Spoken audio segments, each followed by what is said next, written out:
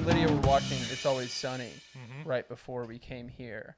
And we were watching the clip show episode where it starts out as just a clip show for the first half. And then the second half is them misremembering everything. Yeah, and then it turns into them remembering an episode of Seinfeld. Yeah. Except 3 of them are Jerry. Yeah. and also like it just completely loses the plot where they're remembering within memories and they're like, well, hold on. Something's changed. And it was, I don't know. I think a clip show has a lot of potential in an episode, but it's not often capitalized. Well, I think one of the best examples of a clip show in anything, and I think that this show is a hidden gem that most people didn't watch. The Clerks animated series was fucking awesome. I think it's phenomenal. It's hilarious. I have it on DVD anyway. It's great. Don't they have a clip show like episode 2 is a clip show. And so it starts with them just constantly referencing only the first episode. And then eventually it turns into them referencing like things from their past, but they also just reference, once they exhaust everything from the first episode, they just start referencing the circumstance 10 minutes before where they get locked inside the freezer. I guess it's like cold as Hoth in here. I guess since we're on the topic now, let's just all go through and say if we have a favorite example of a clip show from a favorite TV show. Oh, it's Clerks for me. Yeah, mine's for mine is mine's gonna be kind of basic. So my favorite one is probably Avatar: The Last Airbender. Yeah. Because they did the Ember Island Players. Yeah. Because it's not a traditional clip show, but they have this what is essentially the propaganda play that they watch in the Fire Nation, and they had that be kind of a recap of the entire show right before the series finale. It's actually really clever how they did it. Yeah. And they have some really funny kind of clever jokes that they put in there. It's really cool. Yeah, I remember really liking that episode. And it was one that I knew was coming when I watched the episode or when I watched the series, but it was still really good. I can't think of like a clip show episode I like. Like the one that immediately comes to mind is Neon Genesis Evangelion has one, and it's just a standard clip show episode, but it's kind of the point in the series where the first half is, oh, cool, fun robots, and then the second half is like, no, everyone has like serious psychological trauma. I forgot that. Everyone's seriously fucked up, and that episode's kind of the thing. I forgot they have a clip show episode. I forgot that NGE had it. Everyone skips it because it's a fucking clip show episode. I think I may have skipped it. I don't remember. Oh, I definitely skipped it. I didn't watch the recap movie either. Wait. Is that what was that one again? That's Death plus Rebirth or something. Or something like that. Yeah, I don't think I watched that one. Yeah. I also, when I first watched it, I actually didn't watch the last 2 episodes. I just skipped it. I did. Well, technically, what you're supposed to do, it's like you watch that, you skip the last 2 episodes, then you watch End of Eva, and then there was something else you had to watch, and then you watch the last 2 episodes, and that gives you... You read the manga. You read the entire manga. You read the entirety of the manga, and you just kill yourself ritualistically, I guess. I don't know. I could not do that. You have to play the SNES game, and then you have to wait. There's an NES game? SNES game. Yeah. You have to drown yourself in a pool of orange soda. You have to get the Sega Saturn game, and figure out how to fucking get that to work.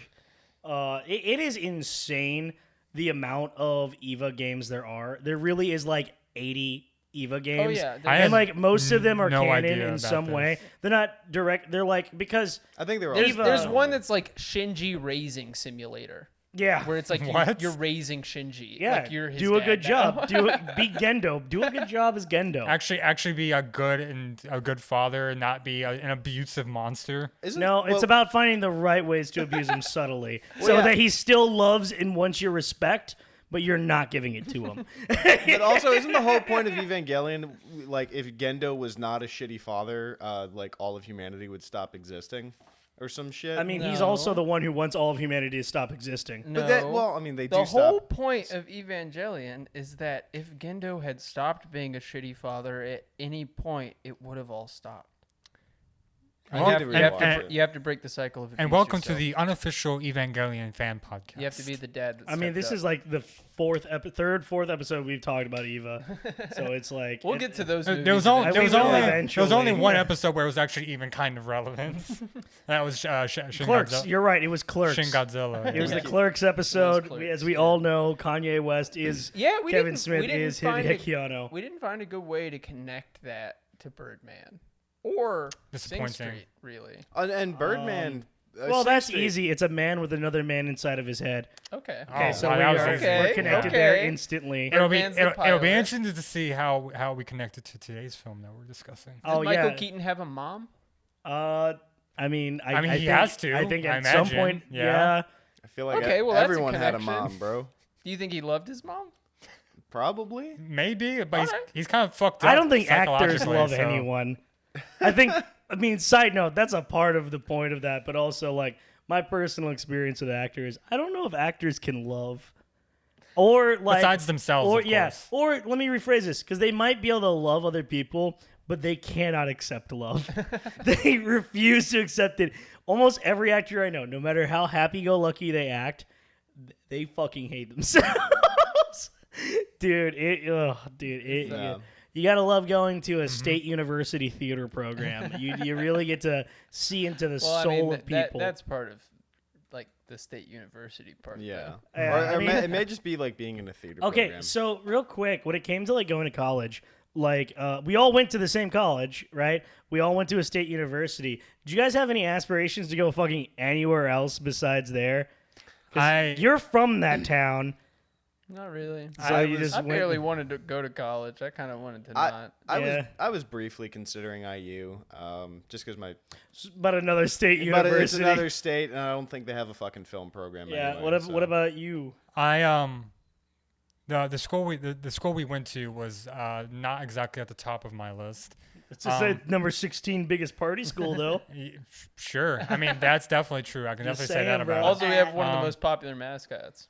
Mm-hmm. it. Yeah, One He's of a Big big red one. blood it's clot. unique. It's not like the bulldogs, 20 or tigers or lions. There's so many of those. There's not that many. No, with He's a it- cock. no, actually, it is like one of those. It's a fucking Sid and It's Marty exactly Krofft like puppet. one of those. But yeah. So but you considered other places, I or- did actually apply to UCLA. Oh shit! UCLA's Okay. film program. I did not get in. No surprise. Because their application process is insane. Yeah. Like in order to apply, you have to the film program especially.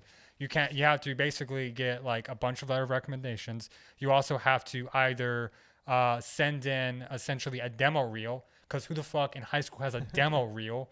Okay, in high school. Graduating high school, you have a demo reel? Yeah. Oh, I guess that's right. Yeah, you do. I Yeah. remember that. Anyway, or if you didn't have that, you had to essentially send a feature-length script that you wrote. My demo reel would have just been me fucking whacking off on camera. And I With a didn't. fucking shitty digital camcorder that I got. And for also- Christmas and when I was also- What a thing. 11. And also, you had to write an essay, of course, Yeah. which I couldn't do any of. And also, there was an application fee because, of course, there was $200.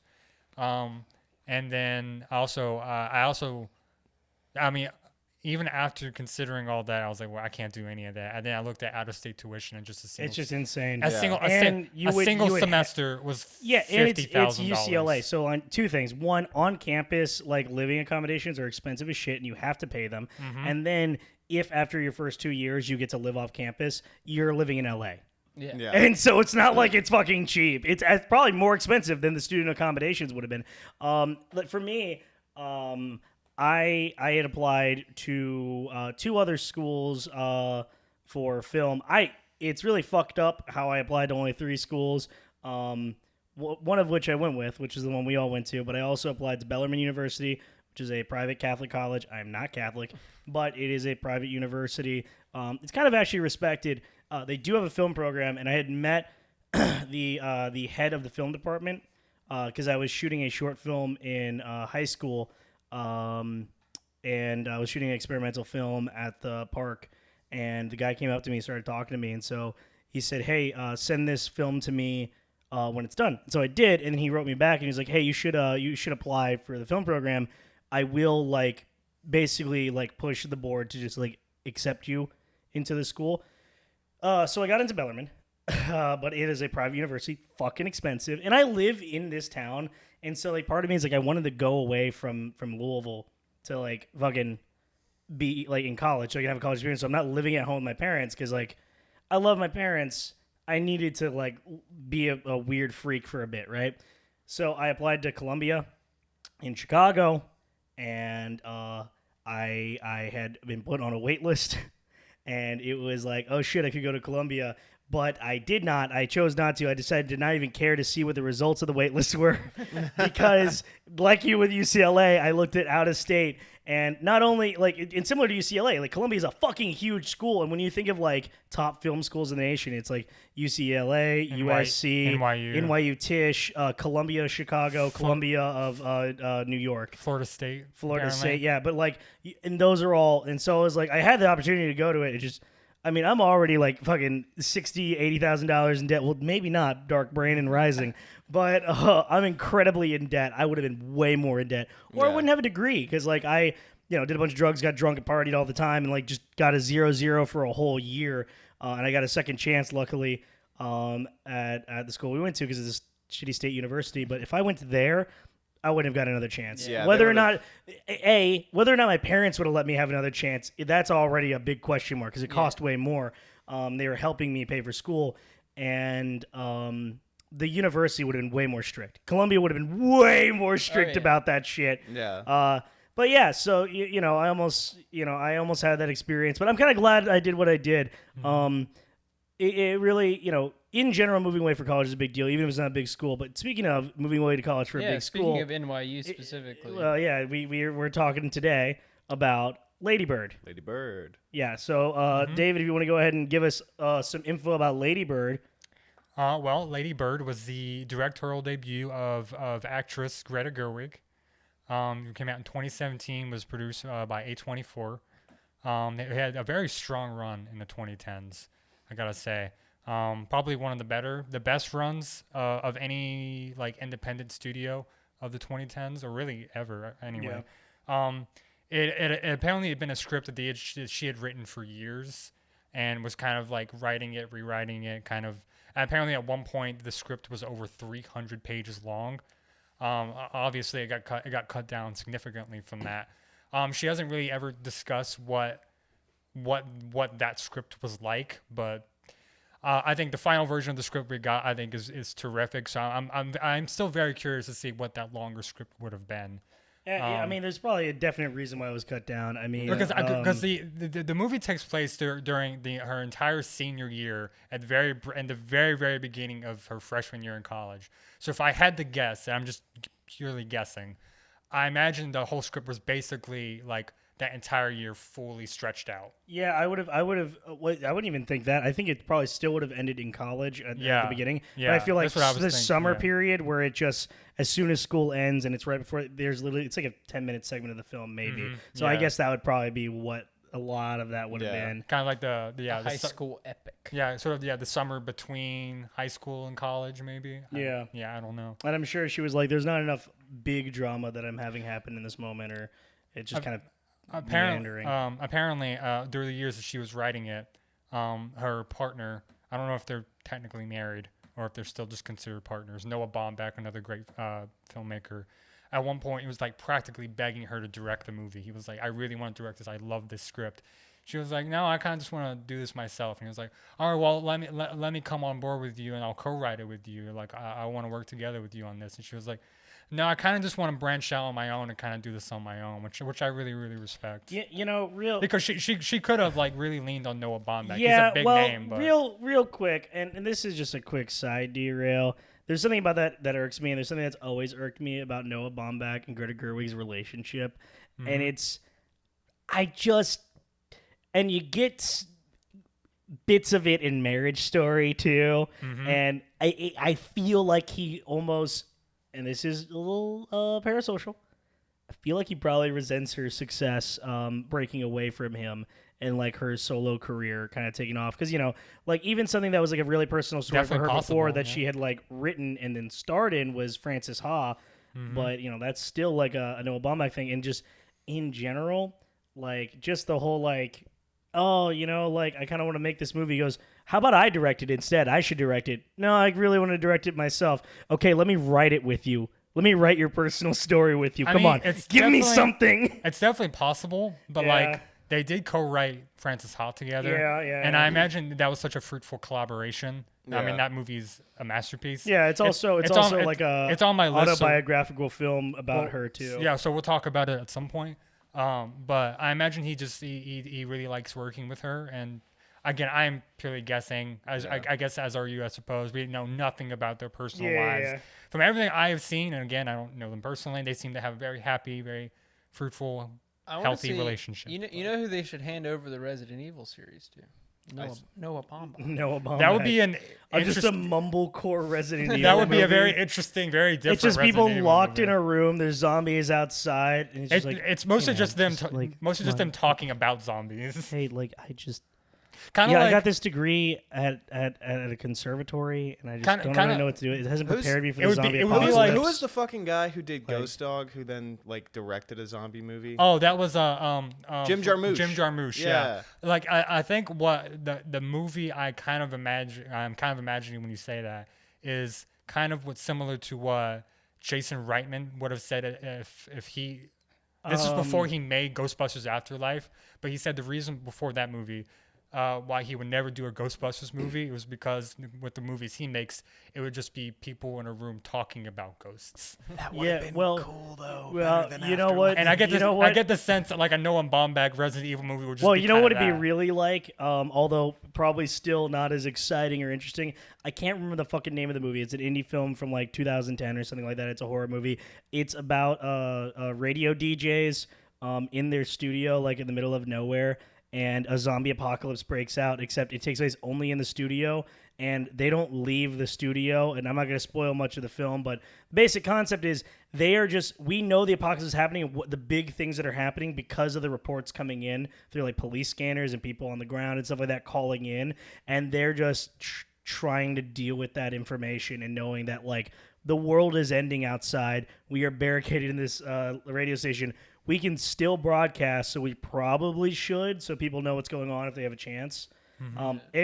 It's basically that, except that movie is really exciting, and while I like Noah Baumbach, he wouldn't make something exciting. Yeah.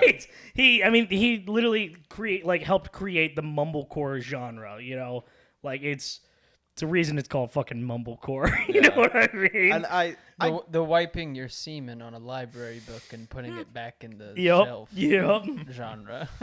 I do like that sort of genre of movie. I remember I saw some fucking video on YouTube where someone was like, "Oh no, Baumbach's reinventing dialogue," and his entire fucking thesis was just that characters sometimes talk over each other. Yeah, And and it's like it's other like people it's- already yeah, do that. I guess Yeah, I it's guess like it's a it- cool I guess detail, he's but- never watched any Aaron Sorkin Or any thing. fucking Steven Spielberg movie. Spielberg does that constantly. And that was his whole argument, was just that. He's and reinventing dialogue by having that scene Yeah, where that it's boy rubs also- his semen on the library Yeah, also book it's and like puts it that back up in the other thing lot. too of like Noah Baumbach is reinventing cinema. It's like, well, first off, mumblecore is like an offshoot of slow cinema, which is already a thing that has like existed for a while since like the 1970s. And on top of that, he wasn't the only person at the birth of mumblecore. They're two brothers. One of them, Duplass brothers. Duplass brothers. There we Yeah. go. The Duplass brothers were the other half of Yeah. mumblecore when it was Also- being born. And Also, they actually, all fun fact: these fast cinema was actually invented recently with the Sonic the Hedgehog movie. Exactly. Yes, you Well, gotta I go thought- fast. Get those chili Wait, dogs. I thought it was the Fast and Furious franchise that created Fast. Cinema. No, Oh, that was the Furious. precursor. No, that was the guys, sort of guys, proto guys. genre. No, the proto-fast. The one that predates them all is Fast Times at Ridgemont High. Yep, You know that's what? true. You know But where, what? True. but where That's does true. but where does the 2013 2014 Aaron Paul Star Vehicle Need for Speed fit into this? That's the shit movement. That's a the speed. gar- That is a speed movie, not a fast movie. yeah, Okay, that okay. was of course See, popularized by Speed. They're both so they're, Speed, Need for Speed. Speed 2 Cruise Control. Requiem for a course. Dream is also a speed a movie. different Yeah. kind of speed It is. movie. It is a speed movie. Yeah. All right. Anyways, back to Back to Lady Bird. Back to Greta Gerwig in her Greta Gerwig. creation also of one Lady movie Bird. we forgot to talk about Cocaine Cowboys. It's also in there too. Oh yes, Cocaine yes, Cowboys 1 and 2. Yeah. So So did Michael Keaton? Was he attached to the project at first? Did he Um, like leave? He was Lady Bird yeah, originally. he was going to play Lady Bird. Yeah, he was apparently Greta Gerwig's first pick, and she she had seen Birdman. And yeah, went, yeah. Wow. You know what? Kind of strange. That's Lady Bird right there. Apparently he was just too busy. You know. It is so funny though that just real quick. Can we just acknowledge that like openly like we spun the wheel twice. We spun it first, and we got Birdman, and then the next week we spun it a second time, and we get fucking Lady Bird. That is so funny. Yeah, like they're like is that. so We get funny. 2 movies from the same series. What's also funny, The same franchise. the the same birds- franchise. the Right bird person back, back, franchise. back. What's also Yeah. funny about that is I was thinking about this earlier today. Is like because we also Lady Bird also has something in common with next week's film, which I won't say the title of right now. It's You'll get Harvey that Birdman, later. Attorney at Law, the Yeah, movie. but the past like 3 or 4 movies that we discussed all have had this weird common thread that it was not intentional. It just kind of happened that way with the role, I guess. It's very very particular. Yeah. very peculiar how that happened. We but- can discuss. Gods, We'll get- Gods we'll of next. Egypt. That's another bird man. It's Yeah, a bird. All right. a Birdman is All in right. that yeah, one. David. What else? Well, I feel like I think we have a good enough of a primer. I think we can get right into the meat and potatoes of this movie. But were this there movie any doesn't- like first actors this- attached? Or This anything? movie doesn't really need much of a preamble like Birdman did. No, he does have a good point. Were there I any will other say- first actors attached? Did you learn anything about that? Well, I will say she mostly got the cast that she wanted. It helps that she didn't really have any big A-listers, any big like giant movie stars in her movie. She had like Laurie Metcalf, who plays the mom, and Tracy Letts, who plays her dad. They're like veteran, established actors who've been in Hollywood for but they're not huge a long names. time. But yeah, they're not like huge. TV Laurie- and character actors. Laurie Metcalf is probably most famously known as the voice of Andy's mom from Toy Story, from the Toy Story Oh shit, movies. for real? Yeah. Okay. Yeah. It's really cool. Tracy Letts, No, hold on. I think more than that. She's known for Roseanne. Oh, Roseanne. she Yeah, was of course. she was the Oh aunt my on god, Roseanne. she was on Yeah, Roseanne. I Holy shit. haven't really watched much of Roseanne. Which is funny My because she dad like was a big low key fan. plays the exact same character, like I love that. unironically, Yeah. like a working class, stressed out. Roseanne's a good like show. mother. Apparently. I haven't watched much of it, but my dad was a huge fan of it, though. Yeah, Especially in the night. Shame Because Roseanne herself is racist. yeah. Let's say Roseanne herself. my dad kind of really fashions him. He basically adopted the personality of John Goodman from that show. Dresses like him, acts like him. Like That's so you know how a lot of people download the personality of the latest Ryan Gosling movie. It's him for John Goodman. It's basically he's that, but John Goodman, specifically Wait. John Goodman in Roseanne. When is he gonna get his? What is it? Stories from the Mall, or what was the David Byrne movie?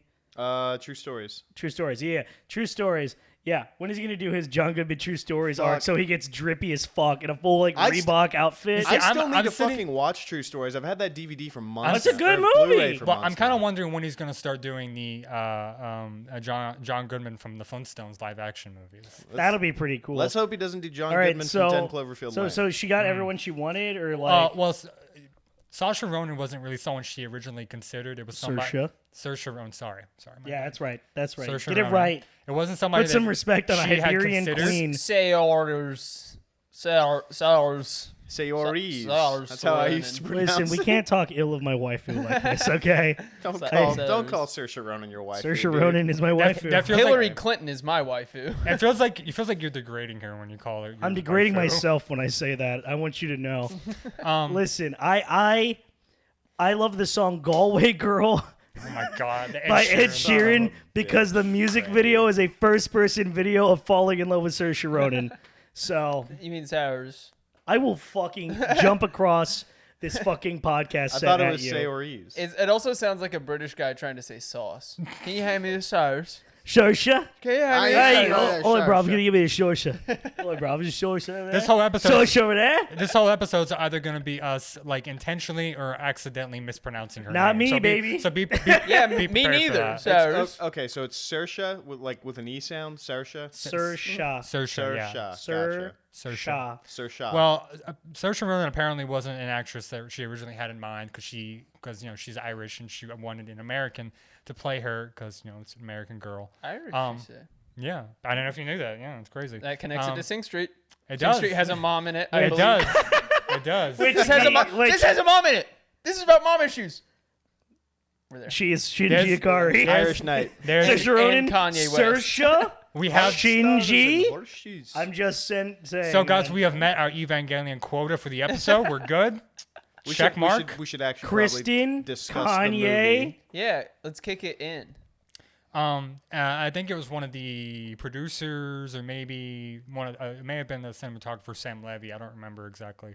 Was the one who recommended her for the movie. But she was a little hesitant at first, but like after she gave Saoirse Ronan the script, and she really, really loved it. And they kind of sat down and talked about it and really hashed out the details. Apparently, it was like just a great like friendship, and she just really, really only saw her for the part after that, and so that was it. And in terms of like the actors for the other characters after that, everyone else just kind of fell in line. Timothy Chalamet was another actor. He's playing himself. Yeah, it's funny because Timothy Chalamet, for me, this is the first movie that I remember knowing it was Timothy Chalamet going into it. Like, I didn't remember that he was in Interstellar. Yeah, he is in that movie. He plays. Yeah, Casey Affleck's the younger version of him. Is Timothy Chalamet in that movie. Yeah, that's funny. But like so whenever for the longest time after I saw him and Lady Bird, whenever I saw Timothy Chalamet, I just saw his character from It's that. so funny that because like, him and that character, they feel like they share a lot. Yeah, well, it's so funny too about this movie and like the guys in this movie, because on one hand you have Timothy Chalamet, the other hand was it Lucas Hedges? Yeah. Lucas Hedges, yeah. You have Lucas Hedges, who both of them are kind of like the 2010s indie movie like Boiz, who are like in every indie movie in the 2010s. Like even going back all the way for Lucas Hedges being in Moonrise Kingdom. Mm-hmm. He was just one of the campers in Moonrise Kingdom. And, you know, he goes on to be in mid-90s as the older brother. He's, speaking of Casey Affleck, he's in Manchester by the Sea, which, side note, I think any other year it would have, like, he probably won an Oscar. Maybe not the most deserved, but it'd be like, yeah, it's good enough it could win an Oscar, but it was up against so much that year. Side note, anyways. Also, all the shit about Casey Affleck. Also, Casey Affleck. But Lucas Hedges always gives like a phenomenal performance. Everything I've ever heard about Lucas Hedges in his personal life, he's like apparently like a really cool dude who's like very multi-talented, and he has like all these different interests, and he's like really just down to earth. And then you have Timothy Chalamet, who he just plays himself in most movies. And don't get me wrong, yes, he is a good actor. I'm not going to take that away from him, but he does play a lots of type. Lucas Hedges plays a million different types. Mm-hmm. He plays the same character, which is aloof, sick Victorian child. And in one case, he's literally an aloof, sick Victorian child in Little Women. And Dune, right? And in Dune, I guess, too, yeah. I have a good discussion question that I think will really kick things off. Mm-hmm. Who's your least favorite character? Everybody. In this movie? Yeah. Timothy Chalamet's character is my least favorite. I loathe him the most. See, even the characters who are like, I think they're bad people, they're still so fun to watch. Because like Timothy Chalamet, like, yeah, he's a douchebag, he's pretentious, but he's so fucking funny. You know what? I'll take it back. I think it's the popular girl. The popular girl. She just sucks. She does just suck. But even then, just watching the particular way that sounded weird. You like watching schoolgirls? The particular ways that she's awful, motherfucker, is again very interesting to watch, because it's like I knew people like that, and I knew people like Timothy Chalamet, and I knew people like Lady Bird, and I knew people like all the fucking kids in this movie growing up. And I think that's one of the things I like about this movie. It's not really a Hollywood glamorized version of teenagers. It's not like these movies over here in high school. I wouldn't say it's not quite a documentary reel, but it's very authentic. Yeah, well, yes. so like I said, it's incredibly authentic. It's not all the way to the point of like having Saoirse Ronan actually have acne on her face, which is something because you don't see teenagers in any other movies have. And that was actually kind of done accidentally. I was learning about this. Apparently, Saoirse Ronan was in a play right before they were shooting this movie, and apparently the makeup that she had a bad reaction to, and her skin broke out, and when she was nervous when she showed up for the movie, because they were like, well, I have all this acne, and Greta Gerwig was like, no, this could work. We can work with this, because we can have it look more authentic and not just have teenagers just have this clear skin. You can actually have a teenager that actually has acne. And Saoirse Ronan was in her early 20s when she was in the movie, so it already helps that she looks very kind of age appropriate anyway. I think the acne definitely helps it seem more authentic. They did something very similar for Spectacular Now, which is another great like teenage movie. I really should have put it on my list. That one's but it's great like too. Miles Teller and Shailene Woodley in that, like they just have like acne. They just have like weird fucked up faces. Yeah. And it makes the whole movie just feel more like authentic and genuine. And I think one of my favorite things about this movie is like how like we were kind of joking a little bit earlier when we were talking about who's your least favorite character.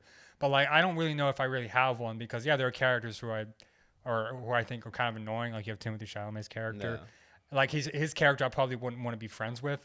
But all of these characters, they feel like they felt like people I knew. Yeah, at no, some I'm point. not They saying feel like real I'm people. not saying worst character in the sense of. Oh yeah, I written, know. no, I know. just Yeah, like- least favorite. I mean, yeah. you hate them. I hate. Yeah. Yeah. Mine's the mom. Mine's the fucking mom. Yeah, you know, I get No that. amount of letters can make up for that shit. Sorry. The mom is so fucking hateable. She's- but again, at the same time, there's a lot of layers. She's to it. she's such a fascinating character because it's the kind of thing where like me, a person who doesn't really want to have kids, I look at this movie and this cements that. It's like I don't know what I would do if I had a rebellious teenager who just like it just seemed like I'd kill them. It just seemed like they in their just- sleep with they- my gun. They were going out of their way to just do the complete opposite of everything you tell them to do. And it's just like it just seems like they have nothing else better to do than just say fuck you, mom and dad. No. And I myself was not really like that as a teenager. I guess I would say I kind of towed the line. I was more straight-laced, but I had a slight rebellious streak sometimes. My parents Yeah, know but- not the shit that I did, nor the shit that I do. But here's the thing. It's like Laurie Metcalf's character, the mom, is like constantly telling her what to do and how to live her Yeah, life. well, okay, so Constantly. it comes down And it's to, like I wasn't super rebellious either, but my parents also weren't super overbearing. yeah, well, I mean, the way I look at it, right, she is, her mom is someone who reminds me a lot of my mother. Now, my mother's not nearly as bad as Laurie Metcalf's character. Don't get me any way twisted about that. But, like, my mother, like, you know, she did not have, like, a great father. He was kind of an alcoholic. And then my grandmother, like, worked in a factory constantly, and she was always, like, dead tired, working nonstop. And she was very, like, my grandmother was the kind of person who would every day mop her garage. Mm-hmm. That gives you the idea of how strict she was and how like regimented she was. And so like my mom dealt with that growing up. And then on top of that, she was the one who had to keep things together in her family. Like she was the one who was like the straight-laced kid who like tried. And then like so for me, she was she's overbearing. But you know, she would say like, "Oh, you don't know what it's like." Like I had like my, whatever. She never really threw it in my face like Laurie Metcalf's character does. She throws it in Lady Bird's face. My mom didn't, but it's like a thing that's like implicitly there. Right, yeah. You know what I mean? And it is a thing. It's a thing that happens all the time, right? It's one of my favorite like revelations that happens in movies when it comes to parental figures, in which it's like, okay, I had a horrible childhood and I did all these awful things happen to me. I think I'm doing a good job because I'm not the same as my parents, Yeah. but I'm still being shitty. Right. But I'm not acknowledging, and it's the revelation. Now, for her, the ultimate revelation does kind of come with, like, the letters and her, like, writing to her. Because, like, she isn't able to, like, see Lady Bird on that level. The way she was raised, she was never raised to, like, be on that level with her kid. And you can see the relationship, why Lady Bird so often says the phrase, like, my mom loves a lot. And she loves me so much. Like, she pushes back against Lucas Hedges' character when he's like, she's kind of a bitch. You know, like, rightfully so from his perspective. Mm-hmm. Yeah. But it's like she pushes back, and you kind of get it when you see, especially when she has her virginity scene where she, like, loses her virginity. She runs out crying to her mom. Her mom picks her up or whatever. Yeah. And she's like, you want to go do our favorite thing to do on Sundays? Mm-hmm. And then they go just like look at houses, and they have this like really wonderful like sweet moment with each other. Or like even when they're shopping at times, they're like looking at dresses. They'll argue, and then all of a sudden they just like bond. Or the opening shot of this movie is them literally like waking up in bed next to each other. Yeah. Yeah. Because Like because they're really close, and also poverty. well, also they were in they were in a hotel. A hotel room, yes. Yeah. And, I mean that's what also poverty is there. They can afford a and single bed hotel room. And they go like on that trip, and they're listening to something on audio. It's the Grapes of Wrath. The Grapes of Wrath, on which I audiobook, actually and they're both like crying to it, and then it's like they're having the discussion, and then it very kind of quickly turns into an argument, and then she jumps out of the fucking car. You see, I was Grapes of Wrath actually is important for that too. Spoilers alert. Yeah, I was actually just about to mention it. I was actually curious about that. I was just like, so you don't pick the Grapes of Wrath as an audiobook that they're listening to unless that's significant, right? And I feel like I feel like it's pretty apparent, right? yeah, I feel like if you're a competent screenwriter, you don't just insert something like that. Well, no, I mean, I'm saying like the choice of Grapes of Wrath is like pretty self-evident, right? It's a story about like poverty and the inability of upward mobility and also, in the United States and the system we have, and that's what this whole movie is about on a macro scale through the micro scale of this teenage girl who wants to like do something bigger by going to an art school in a big city, but her family, the pressure on the other side can't afford it. And also something that Greta Gerwig specifically talks about in the commentary track, which I admittedly didn't watch all of it because I ran out of time, but I watched a little bit of it. And she talks about the reason why she picked the Grapes of Wrath is because there's this thing, there's kind of this thematic thing in the Grapes of Wrath, a little bit of what you were just talking about, but also this whole thing about there's this mass emigration to California during the, I think it's the Great Depression, right? It was the Dust Bowl. The Dust Bowl, during the Dust Bowl. And then Lady Bird is kind of about the emigration from California to the East Coast. Yeah, they're talking about specifically, I guess there was this thing in the early 2000s, and this is what the movie's kind of about on a micro level, of the mass immigration of people from California to the East Coast. And that's kind of on a micro level what the movie's about, just a little bit. Which is weird, because after 2001, you think people would want to get far the fuck away from the East Coast. I guess not. And I think back to what we were briefly talking about with her Lady Bird's relationship with her mother. And what I thought was very, very interesting was how Greta Gerwig described the relationship between those two, and that she described the movie mostly as a love story between Lady Bird and her mother. And I never really thought about that until she said it and goes, oh, it makes complete sense. It's not like a romance in the traditional way, but like it has kind of the trappings of like a love story, I guess, in a way.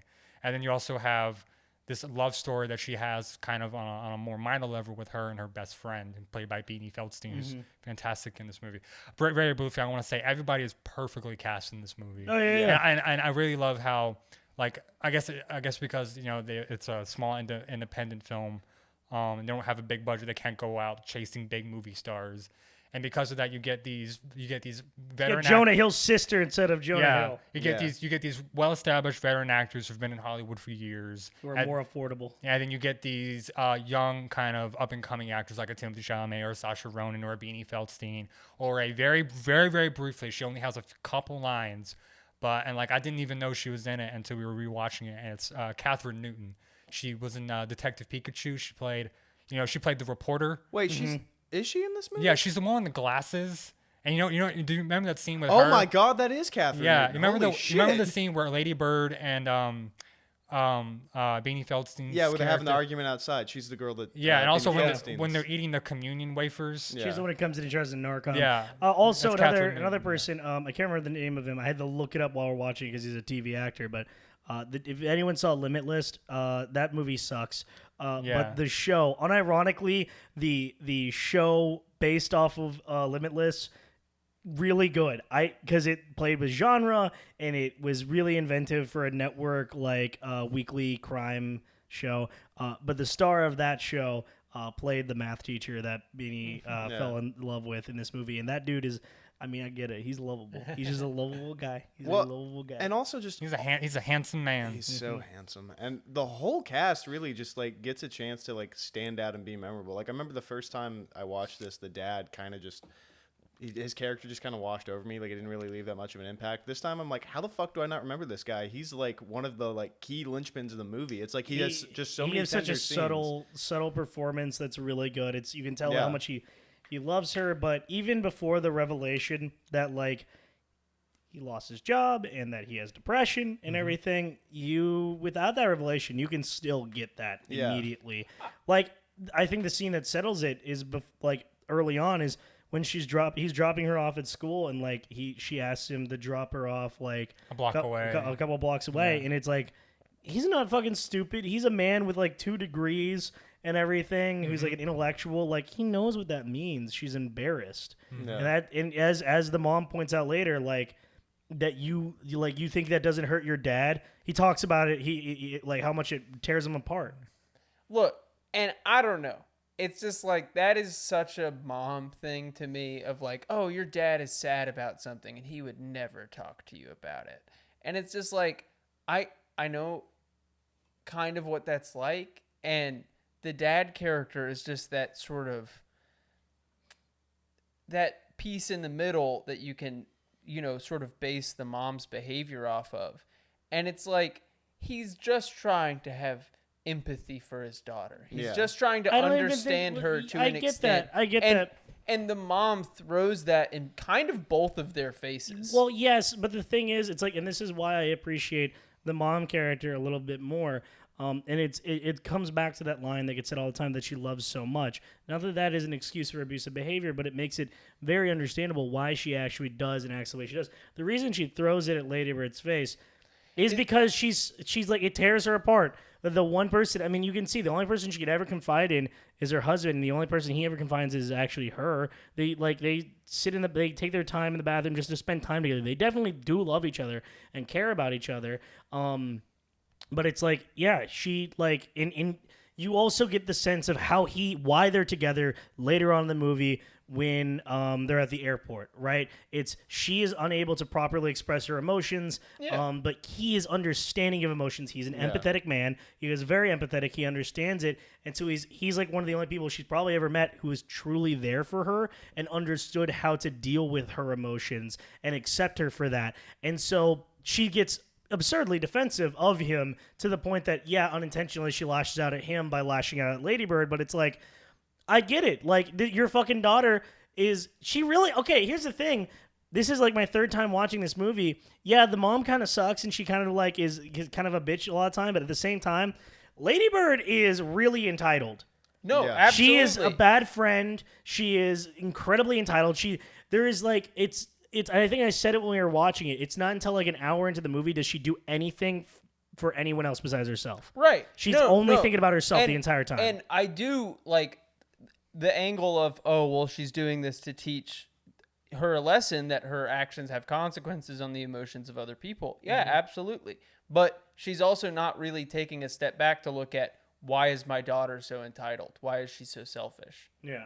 Because kids don't just end up that way. Well, and I think Not usually, I anyway. think it comes from two parts, right? One, it's she is scared of the reality, the most likely thing that she did it. Right. That she's like, that's probably why she's extremely mad. And this is also, the father mirrors this later, or like earlier, I think, actually, maybe. Can't remember when he has a conversation with Lady Bird, but he says, you're just like your mother. Like, you guys are so alike. It's near the end of the movie. It's just like you both have such strong personalities. And it frustrates her because she doesn't know how to help you. Yeah, and I think her mom is almost disappointed. Like, her mom hates herself. There's no question about that. She hates herself. She hates the way she acts. She knows that it's not okay, and it's a lot of dealing with that. And then on top of that, this daughter that she loves so much and that is just like her tears her apart. Because it's like, she knows why she at least thought she knew why she turned out the way she did. Mm-hmm. She had an abusive alcoholic family. Mm-hmm. But Lady Bird was raised right with a very loving family who like provided for her the best, well, in her eyes, very loving family provided the best she could. And then it's that horrible gut feeling of like, maybe I shouldn't have had a daughter. Mm-hmm. Maybe I shouldn't have had a kid. Because also, like with Miguel, he's adopted. Yeah. Like Miguel is adopted, and though he's got all his aesthetic issues that she complains about, he ultimately definitely takes the best lessons from their parents about like growing and everything. He has that realization of like, all right, I really should like try to get a job and whatnot and try to move on. But Lady Bird doesn't quite have that immediate realization. But then when you see him back at the end, he's put some piercings back in, but not all of them. Yeah, he's more of he's And doing one- it his way. Yeah. but Speaking of Miguel, one of the things I really like about this movie, and we are talking about kind of the downsides of certain characters, particularly the mom in this movie. But one aspect I really appreciate in this movie is how like really human all the characters are. It's just like the characters, they all have their flaws. Like we're talking about with Lady Bird and the mother, and it's just like they're all like they have their problems, but also you can see that they also have their good sides too. Like they essentially kind of unofficially adopt Miguel's girlfriend because she comes from a very rough home. Yeah, who doesn't accept a lot of things about her. Yeah, and so you get the idea that they're like that they're like super religious. And there's that scene where Lady Bird and Miguel's girlfriend are talking. She's like, I actually really love and have a lot of respect for your mother. It's just like she's treated me, and your family has really treated me with nothing but kindness and generosity since my family kicked me out. Yeah, and what's funny is that, like, she says the line of, like, my family's probably, like, because of all the sex before marriage stuff. Meanwhile, early in the movie, you see the scene with the mom and the dad sitting in the bathroom talking to each other, and she goes, do you think they have sex on that pull-out couch? Oh, definitely. Oh, definitely. And they just laugh about it. So they don't care. It's like, whatever. They want their kids to be happy, ultimately, within their means. Because despite what you might be thinking, if you haven't seen this movie yet and you're still watching and listening to this episode, this movie is actually like a really charming, actually really funny comedy. Yeah. Like, it's definitely a dramedy. It has a lot of dramatic moments, but it's also got some really funny comedy in it, too. You're gonna have so much disappointing sex in the future. Oh, yeah. God, I fucking hate him. And a lot of comedies. Why not just get started now? A lot of teenage comedies don't really go into that. It's just like when and a lot of teenage comedies, sex is like it's the be all end all, right? Yeah. Especially if you're like in a Judd Apatow movie or something, right? Or something like. Well, Fast Times or it whatever, comes but- from the male perspective usually in these movies. That's why. Yeah. Because, like, guys, I don't know. It's frequently awkward in Judd Apatow movies. Yeah. it is. But then even well, but- I would say less Judd Apatow movies, more like the American Pie films, or And- like the teen sex comedies, like Can't Hardly Wait. Yeah. And stuff like that. And even in this movie, Lady Bird herself kind of has this, probably it's not really dove into very much, but like she probably has this perception of what sex is going to be like for the first time, probably based on like the movies and the media. And so then when she finally does it, she's Who the fuck is on top their first time? yeah, she's very disappointed by Yeah. it. I do think it's really funny, and it's like she is a sexual person because, like, when they're making out the first time, she's fucking all over him. Yeah. And then, like, she talks about later about, like, masturbating and how cool that is and stuff. Like, she does masturbate in this movie. yeah, exactly. When when she's in the bathroom. Yeah, exactly. No, she's a sexual person. It's just that, like, it's genuinely like, it's fucking that guy sucked, and it's disappointing. And I feel like for the most part, it's a relatively universal experience. Not quite for everyone, but like your first time usually is in some way disappointing because it's just you're two fucking awkward teenagers who have built a thing up in your minds to be big, and it's just. I mean, neither of you have much experience in fucking. It's like so it's like how are you gonna be good at sex your first it's time? usually it's like two fish you pull out of the water, kind of flapping against each other, and then you both go, "Okay, I'm done. How was it for you?" It was fine, I guess. And then that's it. That's usually how it goes for most people their first time, and I think this it's like kind of a universal experience. Yeah, and I For think me, that goes with. the screams echoed through the galaxy. I don't want to talk about mine, but I will say my first time actually kind of fucking ruled. I Yeah, I don't know what y'all are talking about. I gotta say one of that does echo one of the things that like I really like about this movie. And we kind of touched on it earlier, but it's like it is the most meeting you where you are type of movie as a teen like dramedy. You know, in the early 2000s, we have movies like She's All That, where it's a bunch of 30-year-olds or late 20s people who are like gorgeous models pretending to be teenagers.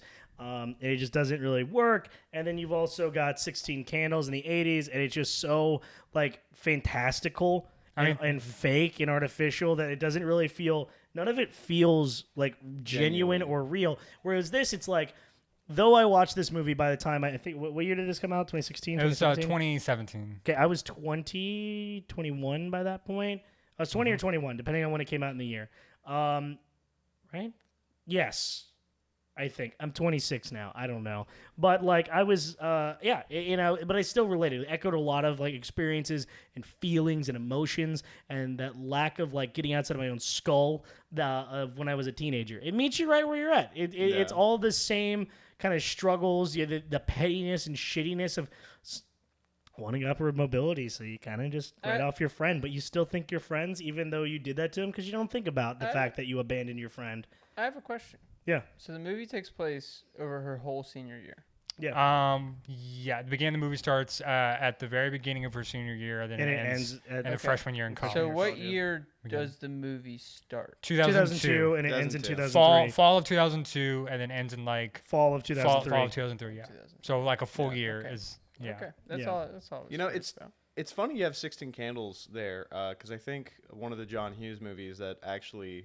I don't know if this movie owes a lot to it or how influenced it was. It probably wasn't at all. And all these, connections are just coincidental. But Pretty in Pink I feel like owes, Well, is very similar because there's still like the huge themes of like class and upward mobility. And I mean, That's the best John Hughes Greta movie, Gerwig by comes from the the way. comes from the generation of people like they saw the John Hughes movies when they were young. Yeah. So it makes sense how like as far as I could tell, she never mentioned anything about John Hughes and anything I was looking up before this episode, but it wouldn't surprise me on like some conscious level. And because when it comes to like coming of age teenage high school movies, John Hughes is such a huge influence. He's the Spielberg. Here's the It's thing. just like his by the way, influence is I'd so like to really say inescapable. when it comes to like the thing I mentioned earlier about like it meets you where it's at. It's the only one I can think of for like teen comedies, dramedies that truly meets you where it's at, and it's very genuine. You know what's one other movie that seems like where it meets you where it's at for its target audience? Spy Kids. Okay. Kinda, Like yeah. unironically, Very different kind of movie. I know, yeah. but like unironically, they do the same thing in that Lady Bird is a movie that is for teenagers, seemingly made by a teenager. It's not. Greta Gerwig was like 30 by the time she made 30 something by the time she made this, but she genuinely reflected from her own personal life, and she got into the headspace of like what I was like and what I felt like back when I experienced all these things in my life. Okay. Robert Rodriguez, when he made Spy Kids, he went, I'm sick of all these movies made for kids talking down to kids. I want a movie that is everything a kid would want if they had millions of dollars of a budget and they could make a movie. What are the things they come up with? I loved those And movies as a kid. Yeah, so no, and that's probably why. Yeah, and the Spy Kids, like unironically, Spy Kids is a great movie. Like those watch it movies are now. cool. Like watch it now as an adult. You genuinely, it'll recapture that childhood magic because it's just ridiculous. It's the things you would always want as a kid. Spy Kids 2 still fucks. Yeah, Spy yeah. Kids still do. Spy Do you Kids- think God hides in heaven because he too is scared of his creation? I always forget Mike Judge is in that too. I like Very Spy weird. Kids 3. They're all good. Spy I've Kids never 3 is seen really the good. spin-offs. The fourth one is garbage. bad. No, It's no, a I time haven't, or I, haven't, whatever. I haven't seen the spin-offs. You mean Machete? Yeah. Oh yeah, the Machete films. yeah, Those I are forgot. also interesting movies. But yeah, no, but it's like it's a rare quality. I know it seems weird to put them together, but that's a rare quality for a filmmaker. And I think it's a big sign of a good filmmaker to be able to truly make something for that audience. Because like most of the time, you're making something just for everyone, Yeah. or you're talking down. In this, rather than making a movie talking to other 30-year-olds, being like, remember what it was like when we were teenagers, or what it could, or talking to teenagers in a way of like, man, don't you wish you were like this when you were a teenager? Or all these, or it could have been like fucking Euphoria, where it's like Yeah. Euphoria is good, but it's like, let's be fucking real. Where it's like, Every Euphoria. teenager snorting fucking crocodile and injecting shit. You bisexual lighting everywhere. they're injecting gay part's into their actually true. dicks. as much as I enjoy Euphoria, I've come, It's not about, there's no teenage, Everyone I've- comes glitter. or it's like Riverdale.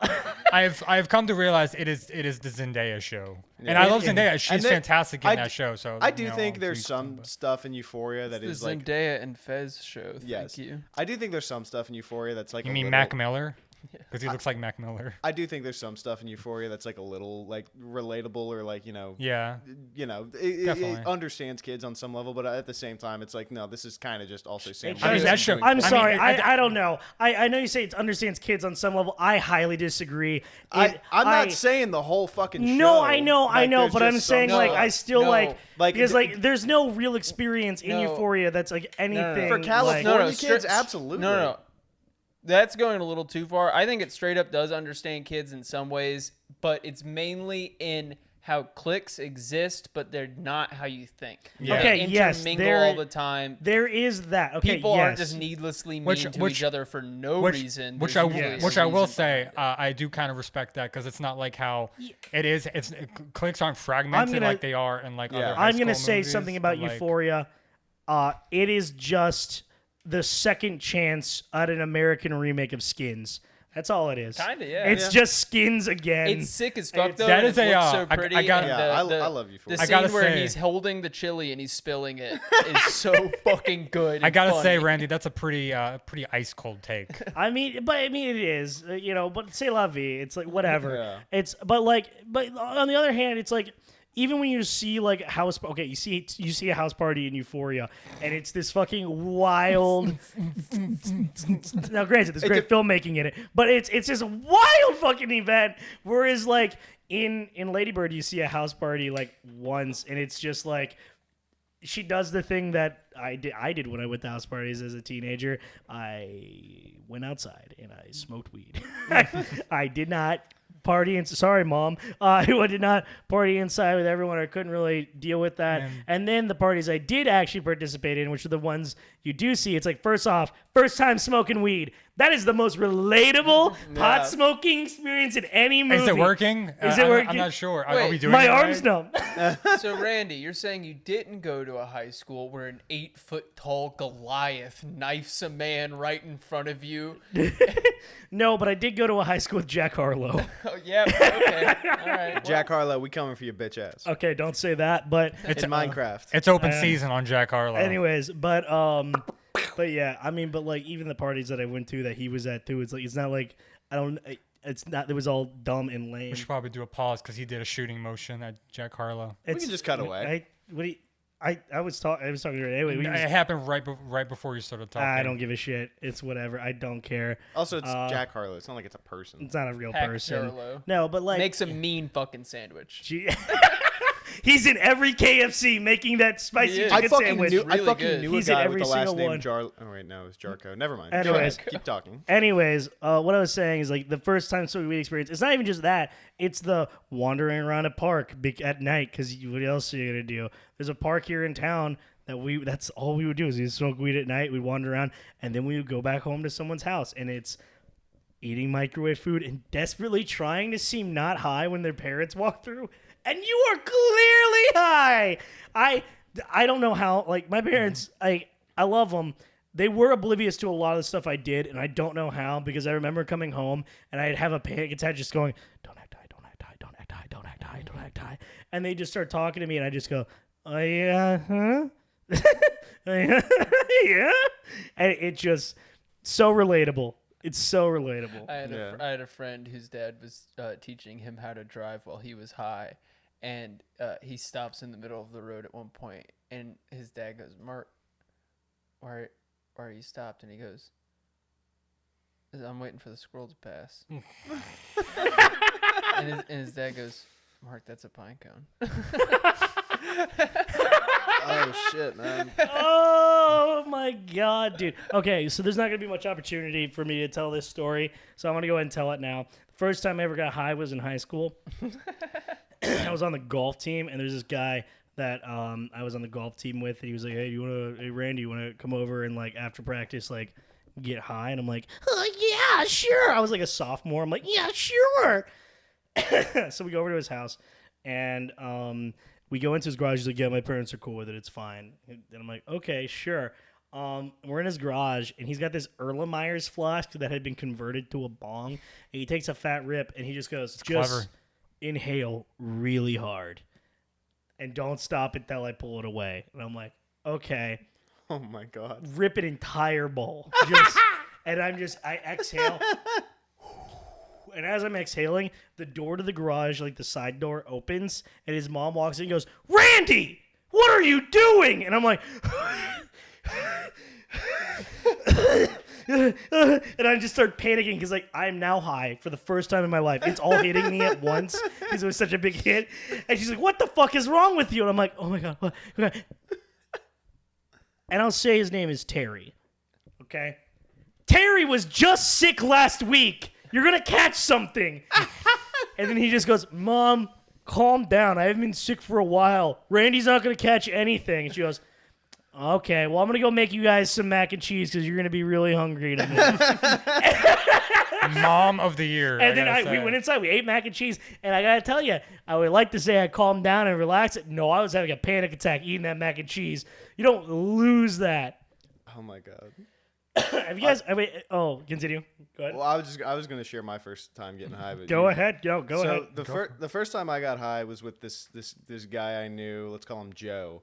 That's half his name. Joe Biden. Joe Biden. Yeah. Joe, the owner of Joe's Crab Shack. So it was me, Joe Biden, Crab Shack, man. Yeah, Joe Biden does own Joe's Crab Shack. He does own Joe's Crab Shack. Joe Brandon Biden. Oh my Joe- God, there's a restaurant downtown called Brandon's Catch 23 He or also 22. owns that. So yeah, it's also his. I love the idea that Joe Biden is starting to think his name is Brandon. Dark Brandon. Dark Brandon Rising. They love me. They're cheering me on. Let's go, Brandon. That's me. So it was me, Joe Mama, this guy Nate, and his girlfriend Sabrina. Okay, that's actually her real name, but who fucking gives a shit? Okay. If you hadn't said anything, we would have assumed it was a pseudonym. Yeah, it is a pseudonym. But anyway. Okay. There's a camera that can see you wink. So anyway, we go to. No, how he's spelling it in his head is different than the real spelling. There's an O in there somewhere.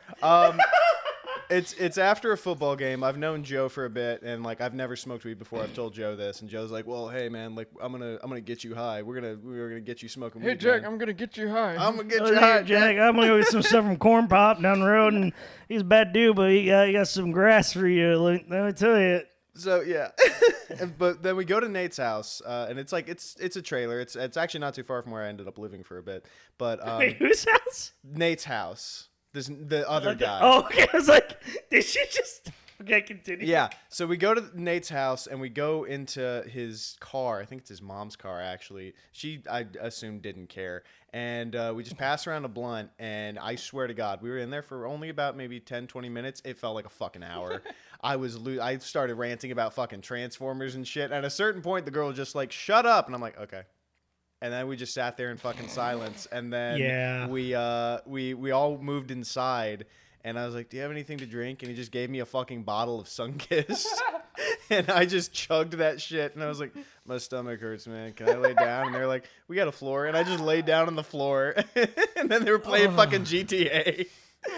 That's incredible. There is nothing worse than like when you're a teenager or around people you don't know that well and you're way too high because they just act like every situation I've been where I'm way too high and I'm around people I don't know, everyone's such an asshole. They are the biggest pieces. A, they start fucking with you. Yeah. Or B, they just get annoyed by the fact that you got way too high. The first time I really got high, I was smoking with a friend and her friend and that friend's dad and some other person that I have no idea how was connected to the situation. And the dad is laughing. Like as I'm taking the hit from it was a pipe, and as I was taking the hit, he's like snickering. He's like,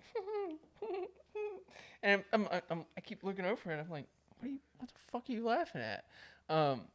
And eventually the pipe comes to him, and he looks at me and he goes, "It looks like a cock, doesn't it?" Yo, that's just based, honestly. Okay. I thought he was about to be like, we put he salvia in the bowl. He instantly takes had that a hit, experience. and he just fucking puckered up so fucking. Oh, dude. Okay, so one more high story, because like yet again, there's not much opportunity for us to talk about this. All right. One time in college, I was working at an Outback Steakhouse as a dishwasher with a friend at the time. And after work, he's like, "Hey, you want to go like pick up some weed from this guy that I kind of know? My other buddy that you also know is already there hanging out with the dude. He's like his friend." I'm like, "Okay, sure." Because at that point, I was kind of a piece of shit stoner. Like I was like smoking a lot of weed all the time in Minecraft. And someone who isn't me, Swim, was smoking a lot of weed. But I went there with him, and he's driving because I didn't have a license at this time. So he's driving, and we get there. And we go to buy the weed, and the guy takes us into his back room. First off, it's just like a shitty rundown apartment, right? Not like really shitty, just like kind of shitty, you know? Takes us back, popcorn ceilings, carpet everywhere, right? He takes us to his room, go into his room, and he's like weighing out the weed for us, and he's got a big dab rig right there. And I'd never done dabs at this point. Well, I had shit, buddy. I had done dabs with a vaporizer, like an edible, but I had not like hit a rig. And he goes, you guys want to dab? And I go, I've never done dabs. And he goes, bet. Not a good sign, I would say. That's like a fucking bet, and then smash the fucking credits. Yeah. Like, Yeah. I want everyone to know here, if you've never done dabs or witnessed someone do dabs that wasn't in a pen or something, you have to superheat a piece of metal to be glowing red hot with a blowtorch.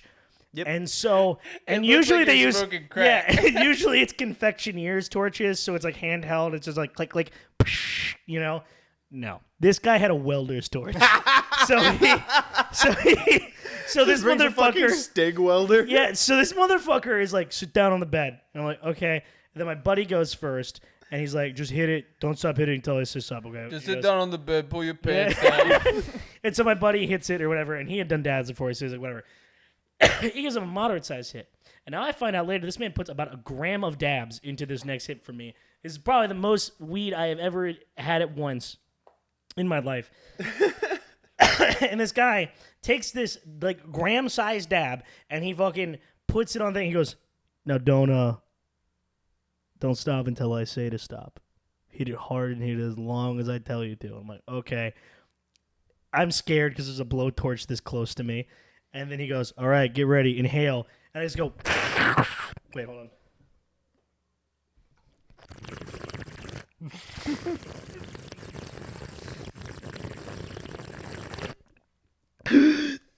All right, stop. And as I exhale, I just fall backwards. Like it's Fucking so Mac DeMarco. no, like starts literally, playing. like as I started exhaling, I started falling back exactly that moment. And I wish Mac DeMarco was playing, but what happens next is he goes, "All right, let's get out of my room," and I'm like, "Fuck!" I'm like locked on this couch, so my buddy has to grab me by my like collar and like lean me up and Like like a get me to walk out of the room, and we go sit on the couch next to our other buddy. And this place fucking sucks. Like, it sucks.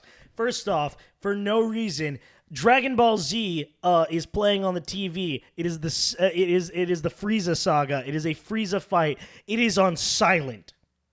You know why it's on silent? This motherfucker is blasting Linkin Park. Yes! Yes! On his Making his shitty, own on AMVs. his shittiest I did that shit sound all the time system in college, ever. making my And own I AMVs. just- and I'm just sitting there listening to Linkin Park and this, and I'm just Probably having a fucking panic I'm attack. freaking the fuck out. I don't know what's real anymore, and I just keep looking at my friend. Can we just leave? And this motherfucker, I'm gonna give you guys. You don't know him. You two do. I'm gonna give you initials. RP. Okay. Yeah, Okay. that piece of shit. I go, can we just leave? I'm like, wait till I goes, dude, calm down. I'm having fun.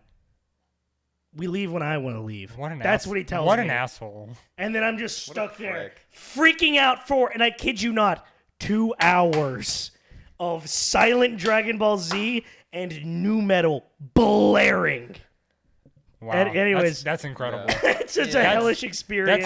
I do. That's The very. closest I have to that was when I was on a different drug and I was watching two people play Halo 3 ODST on a CRT TV. Yeah, that was. See, it's fun. It's funny you mentioned that because it seems very time appropriate to the movie that we're talking about. It seems like it'd be very much a product of the early 2000s. Right, Dragon Ball Z and fucking Yeah. new metal. My- It's such a.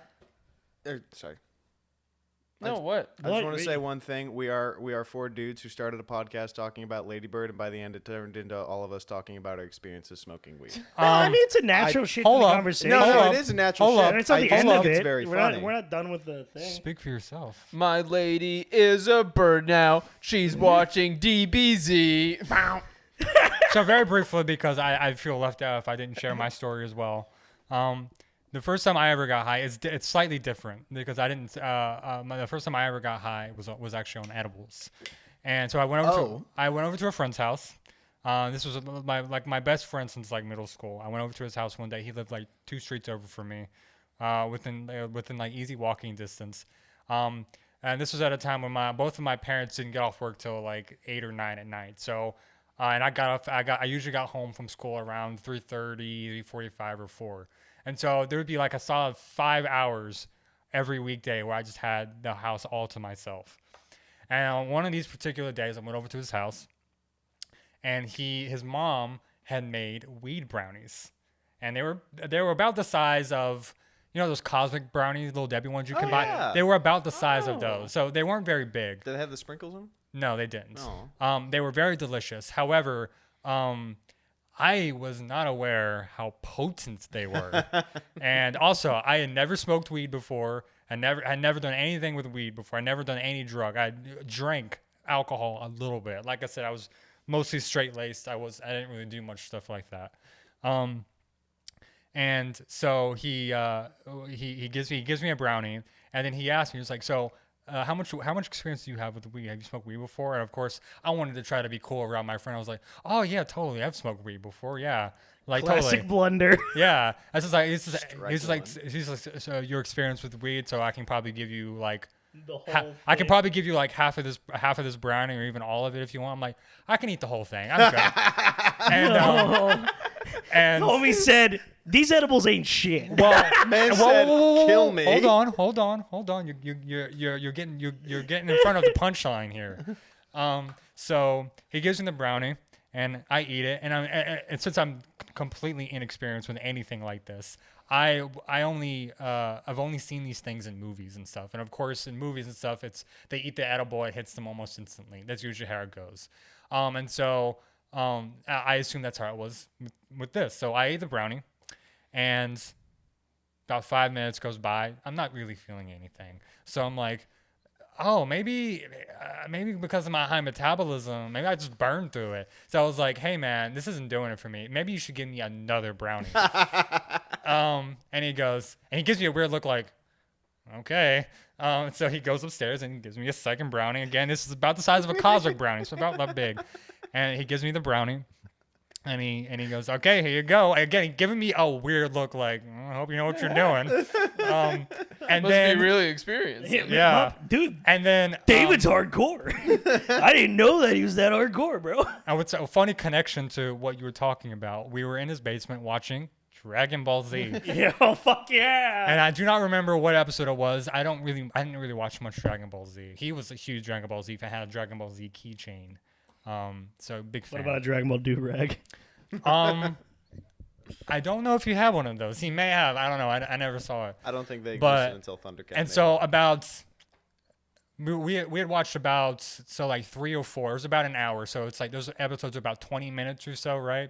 So like 3 or 4 of those episodes, and right during there's some big climactic action sequence, I completely just like disassociate completely, and like I start freaking out like internally. I'm not like screaming or anything, and I'm starting to low key have a panic attack. I had never had a panic attack before, so I had no idea what that was like. So I was just like just like breathing, just like constantly. My heart rate was going like He's this. just looking at you like, And then I'm looking at him being like, hey man, am I supposed to feel like this on the brown? He's like, yeah, man. I mean, that means you're high. I was like, I gotta admit though, you had way more than you probably were supposed to, but you said you were cool with it. So, and I was just like, this is why I hate stoners, by the way.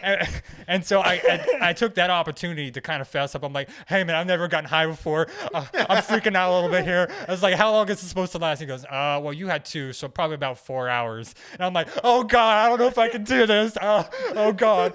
And he just goes, dude, just calm down here. Just watch Dragon Ball Z with me, and you'll be fine.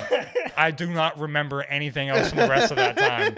I just got eternally in my head. And at one point, I know he turned the Dragon Ball Z off because I wouldn't stop freaking out, and I guess I was like harshing his vibe. And so he fucking put on some Slipknot, some more new metal. I need to, connection. bro. I need to calm down. You're freaking me out. What's on new metal? Well, he thought it would calm me down. I did my time, He thought it would calm me down because and I won out. because we were both into Slipknot at the time. I had like a Slipknot shirt on actually during this particular day. And so it was like, hey man, you want to listen to Slipknot?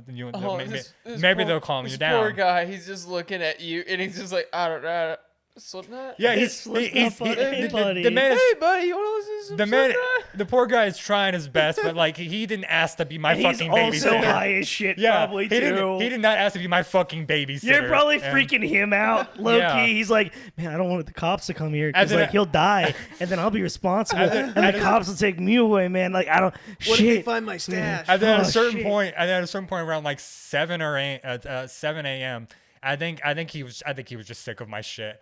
and because he said, he's like, hey man, I kind of got homework to do, and so he was like, hey man, I think I have some homework I need to do, so I think it's best that you should probably go home. And at this point, I'm still peaking hard on these brownies, and I'm just like, I don't know, man, I don't know if I can like move right now. And he like pulls me up by my shirt and goes, just put one foot in front of the other. Can you do that? I was like, yeah. And he goes, then you can walk home. And he goes, I'll see you at school tomorrow. How far away did you live? Like two streets over. Okay.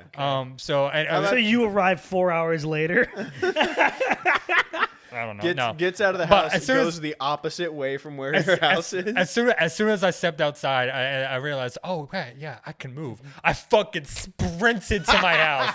I was like, I do not want to be outside with scary people, or because people were outside walking their dogs, and then people outside with kids and shit. I was just like, I remember vividly being afraid that like if one of the kids saw me, I would be put on some kind of list or something. Well, I mean, I think this is like a really important like learning moment for like anyone who's like experimenting with weed or is like or anything like that, or is new to weed, or if you're just high right now and you might like have those moments where you freak out. It's really important to know that we all know. Yeah, everyone knows. Everybody I called knows. your mom earlier. I told her, so you got ashamed so high you called your mom and admitted it. I can't believe it. She's on her way to your friend's house right now to come get you. The cops are coming for you. I can't believe you do that. No, the first time I did shrooms, like, everyone hates you. We're talking to you. Almost immediately, Craig.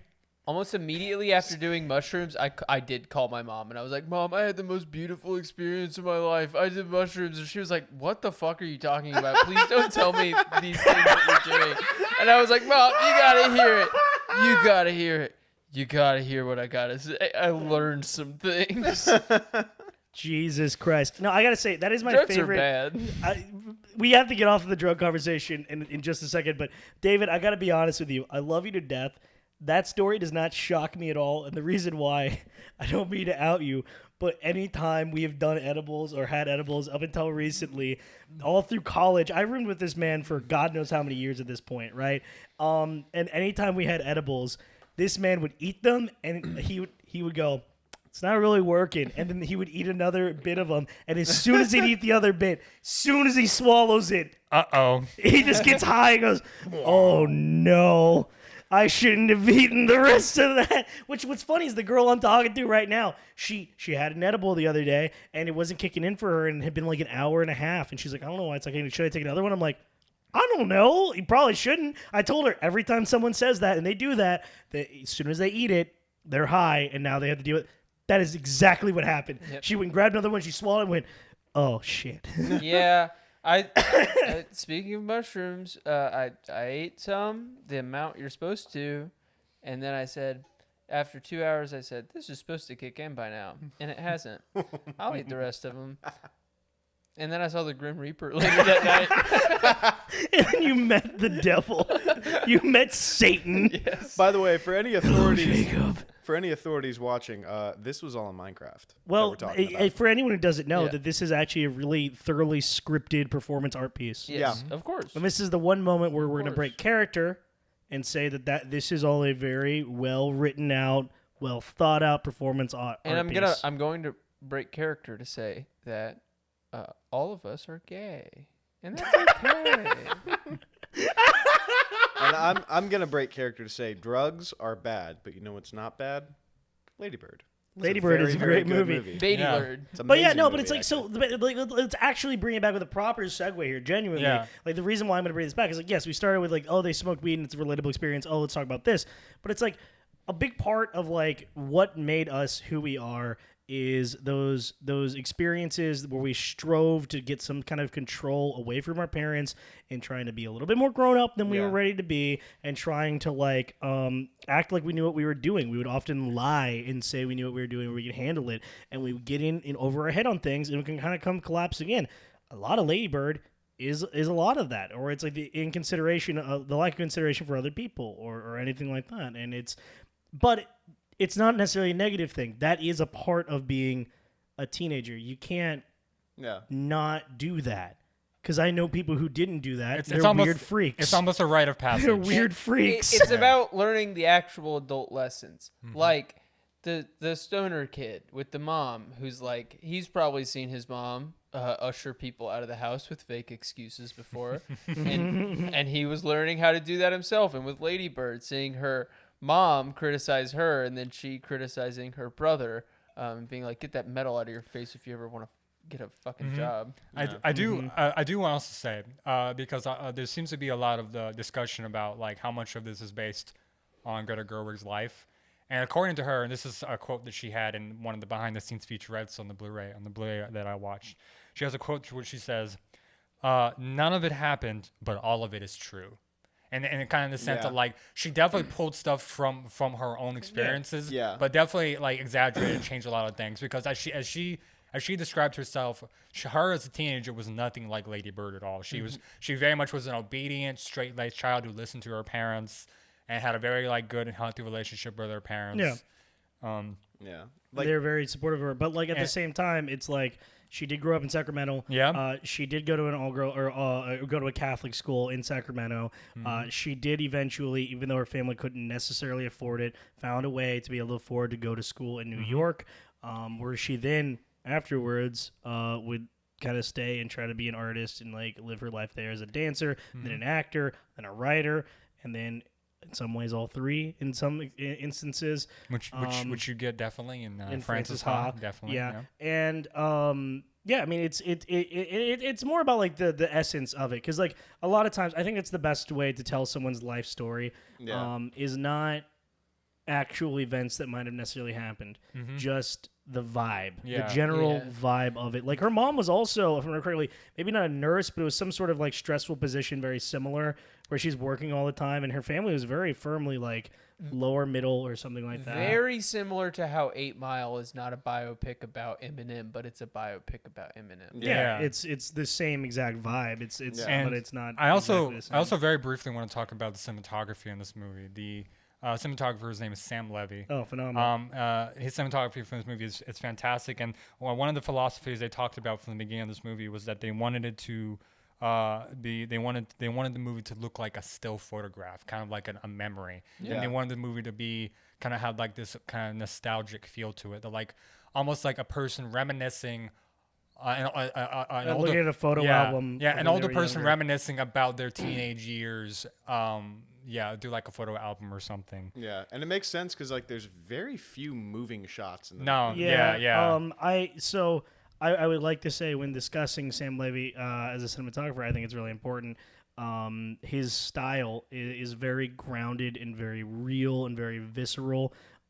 He has worked with Noah Baumbach before on a couple of projects. One most prominently is Frances Ha, and we will discuss that when that movie comes up. But the one thing I will say that we'll talk more in depth on later on, but I think it's important because we're talking about Sam Levy. They shot that movie rather than on a film camera or like a regular Arri Alexa or Red camera. They shot it on a Canon 5D DSLR because they wanted it to be very easy to film and authentic. As well, he had worked, I believe he shot Super 16 millimeter for Kelly Reichardt on one of her films. And Kelly Reichardt, for those who don't know, she's a slow cinema mumblecore awesome. Director, Kelly and she's phenomenal. Amazing. And he worked with her because he had that experience with Noah Baumbach, and she was like, you have this authenticity in capturing moments that it's nostalgic and very grounded. And so when it comes to working on Lady Bird, it does not shock me that was the discussion they had and that he was the choice. One, the connection through Noah Baumbach, obviously, that's where the relationship is helpful for her for creative reasons, but and convenience. But he is the perfect choice for this movie. He's not flashy in any way. He's never in your face, but there are moments that are breathtaking. Like when the match cut between her and her mom when they're driving around town, and she's leaving the voicemail, and she's like, "Mom, I never talked to you." And side note, I love that the ending of this movie is that voicemail sent to her mom, and it's not. It's like 5 seconds of "I'm sorry." Yeah. But the rest of it, it's just her I wanted to share this moment with you because I knew you'd be the only person who understood me in this, but I didn't get to because we were fighting. And that story of her driving around for the first time and falling in love with Sacramento. I feel like a lesser movie because I talked about very briefly how she kind of viewed the movie as a love story between Lady Bird and her mother. I feel like a lesser movie would have had them reconcile at the end at the airport. But I kind of like how she doesn't. Like she gets on the plane and she's gone by the time she. The scene in the car with Laurie Metcalf. She's so great in this. She's so great. When she starts driving away, and you can tell that she's starting to fucking tear up. Like I remember the first time I watched this movie, it just fucking twisted. Me, oh, dude. I mean, and then Jacob and I, when that scene was happening, as soon as that scene ended, we were both just bawling our eyes out of the couch, going, "This movie's stupid. Anyone who likes it's dumb. It's an idiot dumb. It's for girls. It's a dumb girl movie. And it's not for boys." Stupid girl movie like Barbie. Since we talked about with it's funny you mentioned Barbie. Barbie gonna rule. Barbie is gonna rule. Movie of 2023, calling it right now. And when it came to sort of filming Sacramento itself, of course, it was shot on location. Yep. And also she had this big emphasis on shooting Sacramento as is, not doing a Hollywood version of it, but shooting it as is, because that's her hometown. That's where she grew up, and she wanted to show it's a suburb, mid-sized city, authentically. Yeah. Sacramento and Louisville are incredibly similar. Yeah. And you get the sense of it. And I will say, I guess this will probably be the best time to mention this, and that the movie thematically is, according to her, an ode to your hometown, and how you never really realize its beauty until you leave it, until it's too late. Low key, the opposite of La La Land.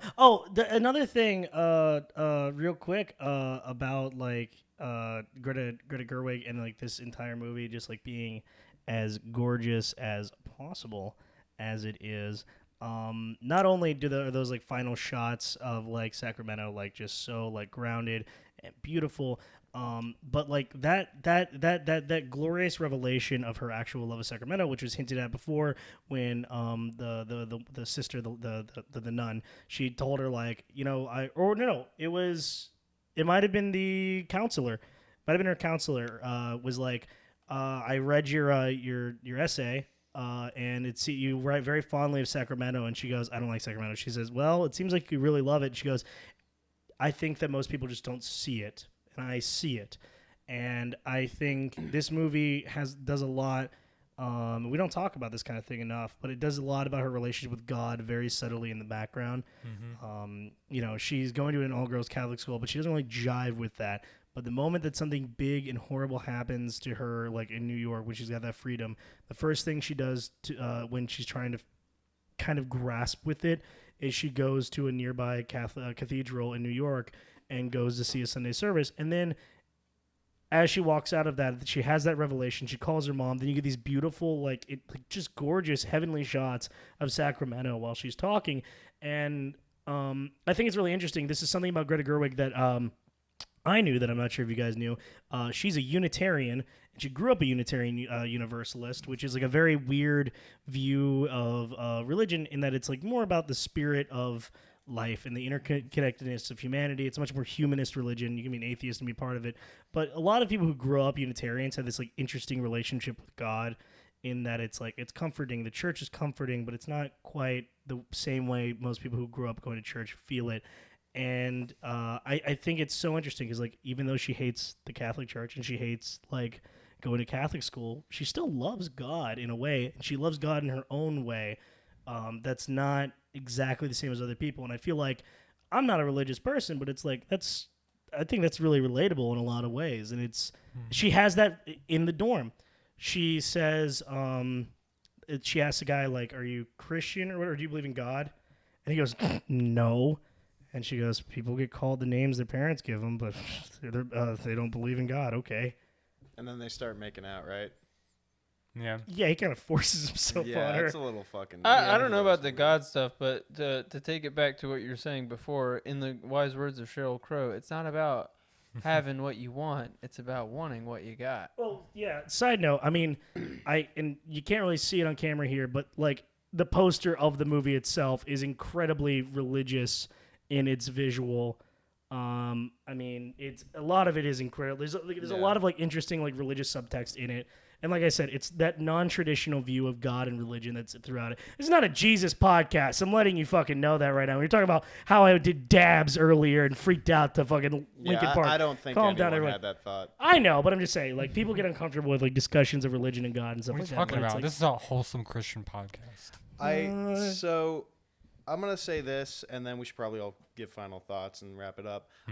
The scene when I first saw this movie around the time it came out, the scene that I realized like, oh, this movie's gonna click for me. It's Beanie Feldstein just realized she can't fuck her teacher because he's married and an adult, and then Lady Bird finds out that the guy she's seeing is gay, and then it immediately cuts to them laying down like on the grass, listening to "Crash Into Me" by Dave Matthews.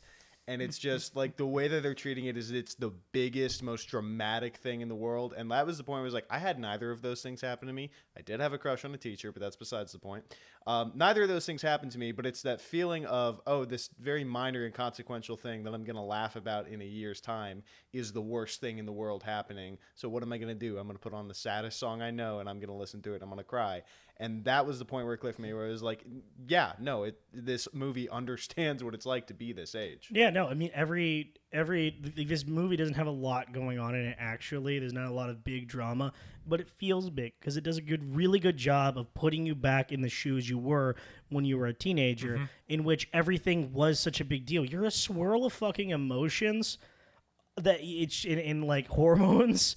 It's just everything is the biggest deal because you've lived 17 years. Yeah. It's like not a long time, and like you haven't had much experience outside of school, and these are the first times you're experiencing things like love and heartbreak and everything like that, and so it's just hard to get through. It's very grounded without being like overly melodramatic. Yeah. Definitely, I would say. Yeah. It's really good. And so like dealing with those tough emotions, especially as a teenager, is really hard. And then, a lot of times our parents don't know how to deal with us dealing with those tough emotions, and they don't really know how to talk about it. Speaking of which, we need to talk about Kevin is the next episode's movie starring one Ezra Miller. Hence the talk about The non-binary Mr. Frog. Hence why earlier Hemster Frog. Hence why Themster Frog. My apologies. Hence why earlier I said this movie and next week's movie have a weird connection, and he just kind of laid it out there. Yeah, exactly. Fucked up moms. That's so the thing. yeah. So next week is we need to talk about Kevin. It's an interesting movie. I'm not going to spoil really anything there. I'm going to say this right now. I will.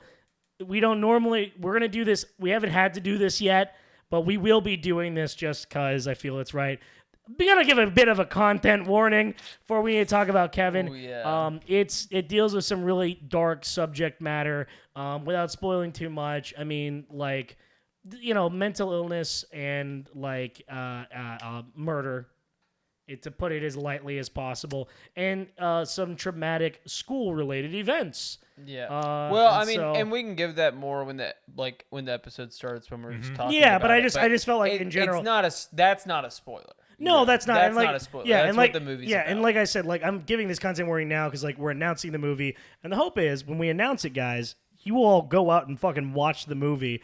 Because like remember, this is Reel of Fortune is like one part comedy podcast, one part like film club. Like we are watching movies and coming together and discussing. Maybe look this one up first before you watch it. Yeah. Maybe look a little bit of this one up first. Let's just say Ezra Miller's not acting in this.